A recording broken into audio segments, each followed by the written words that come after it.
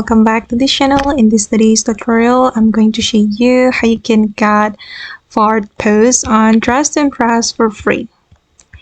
Okay, let's get into it, guys. Here I have joined a Dress to Impress, and in the Dress to Impress April Fool's update, we will get new pose called fart pose, and I'm going to show you guys how we can get that pose.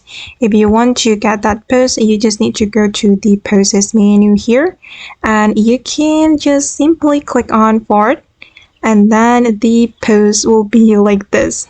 That's so fun, right?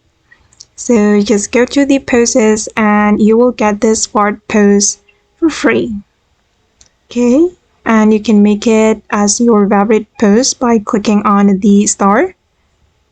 So if you want to access the pose, you just need to go to the start and you will get quick access from here. Okay,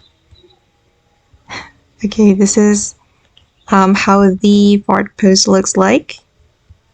And okay guys, that's all the way to get fart pose on a Dress to Impress. I hope this video will be useful for you.